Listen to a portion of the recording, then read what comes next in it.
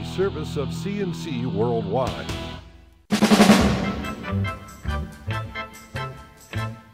CNC podcasts are a service of CNC Worldwide.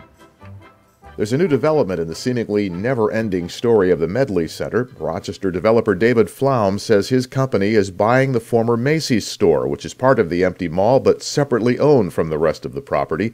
The Macy's building has been vacant since last April. Flaum says he expects to close on it next week, and he is hoping to launch the revitalization of the Medley Center from it. Flaum isn't saying how much he is paying and who might be moving into the Macy's. He does say it will be a single tenant, and he's paying cash for the store and its 900 parking spaces. Most of the Medley Center is owned by Burson Properties, which is facing foreclosure proceedings from the bank that loaned them the money to buy it. 2 Monroe County jail inmates pleaded not guilty to first-degree manslaughter in the death of a third inmate. The sheriff's office says 38-year-old Pedro Sanchez got into a fight Sunday with Darren Bridges and Treshawn Bell, who were both 19. Sanchez complained of pain and was taken to Rochester General Hospital, where he was treated and sent back to jail. Monday morning he was in severe pain, was taken to Strong Memorial Hospital, and died there. The Monroe County medical examiner says it was blunt force trauma. About 20 members of the Sanchez family burst out into a shouting match outside the courthouse in downtown Rochester after the arraignment. Women have been contacting state police suspecting they may be victims of the Victor man arrested by state police for allegedly videotaping a 16-year-old girl in the changing room of his sporting goods store. Troopers charged 47-year-old Glenn Seymour this week with second-degree unlawful surveillance and endangering the welfare of a child. The charges were filed after a search of his try-running and walking store on Main Street in Victor turned up wireless surveillance gear in the changing room. Troopers aren't saying how they learned about it. They do say they're going through something like 100,000 images and video files they found on computers and other equipment seized in their search.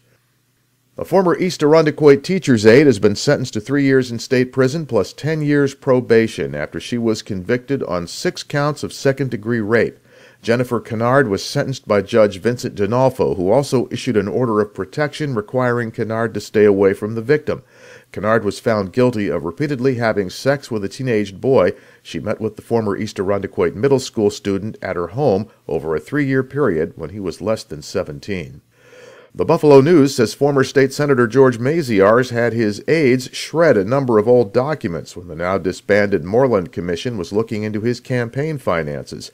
The paper says 3 different sources have confirmed that the Western New York Republican had old campaign bills and receipts shredded. They were outside the 5-year statute of limitations, but the paper says Manhattan U.S. Attorney Preet Bharara is looking into it. Bharara is the man who filed the charges against State Assembly Speaker Sheldon Silver. Senator Maziarz retired from the Senate at the end of 2014. His district reached from Niagara County into the northwest part of Rochester. His lawyer says he has no comment. After months of complaints, residents along Edgemere Drive in Greece finally saw work start this week, clearing away the huge pile of construction debris on the grounds of the old Crescent Beach restaurant.